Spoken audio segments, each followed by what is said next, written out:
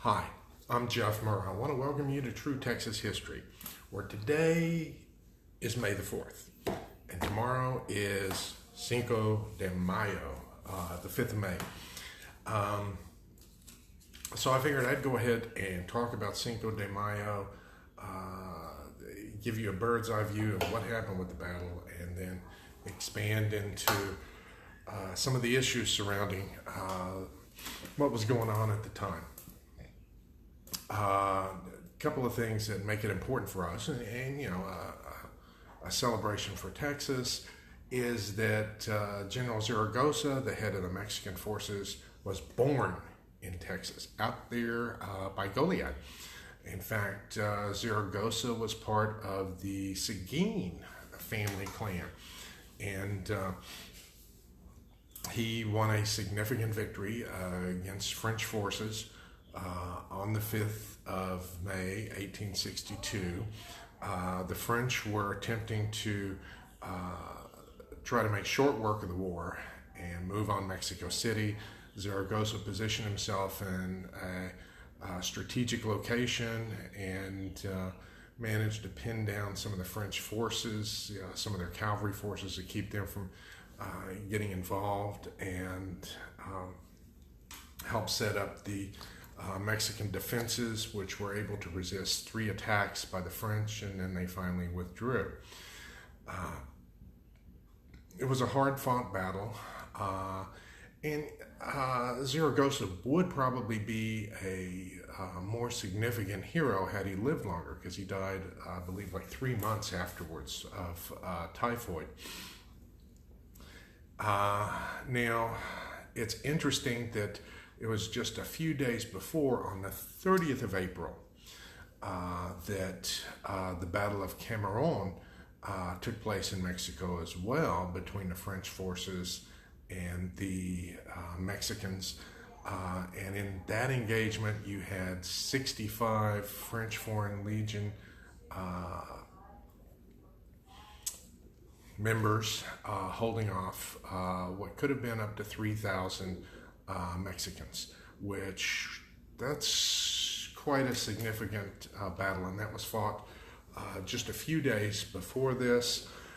The French had a lot of fight in them at the time, so being able to beat them was a significant achievement, both morally and strategically, for Mexico. Now, the United States was pulling for the Mexican forces because they did not want the French intervening in the war at all, because at that point,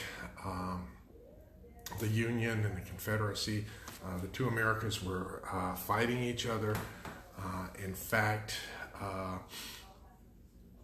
one of the Mexican commanders, Adrian Wall, I've mentioned him a few times. He assisted Santa Anna with some of his escapades, but he was Belgian, remember that.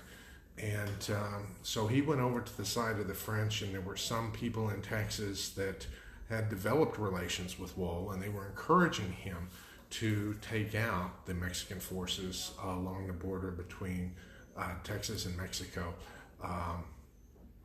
which, had he done so, then some of the later maneuvers by the Mexican forces, where Juarez, who took over after Zaragoza, ended up having to retreat to the northern part of Mexico, it would have made that untenable, and it would have changed some of the outcome. Now, France played some interesting politics during the course of the war. They maintained an embassy or a legation there in Richmond, Virginia with the South, and also in Texas, which you got to wonder, why did they maintain a separate one in the capital of the Confederacy and another one in Texas? Good question.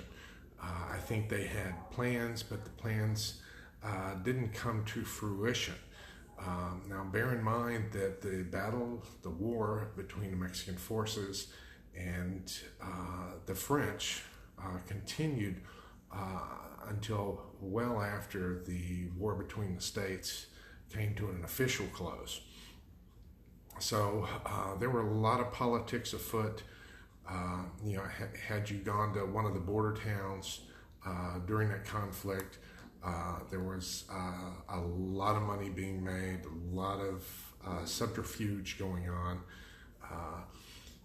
The U.S. was buying Confederate cotton, and they were trying to disguise who the real purchaser was, and because the President Confederacy did not want Southern cotton going to the North, and some of the Texas farmers just wanted to make money. They didn't care who they were selling to, so that led to some conflicts. Cotton prices were going through the roof. People were making money. In fact, that's where, like the Kings of King Ranch and a few other people who became movers and shakers in South Texas made a lot of their money along the border during the war, taking advantage of the chaos and the situation down there. But tomorrow is Cinco de Mayo. Being that a Texan commanded the Mexican forces, that is always a good thing. And if you want to celebrate it, feel free. Although it's traditionally a Mexican holiday, we can claim it as well. So, anyways, I wanted to go ahead and cover that and talk about its significance with Texas history. Hope you enjoyed it. If you have questions, concerns, feel free to leave them below, and we'll talk to you later. Vaya con Dios, my friend. Goodbye.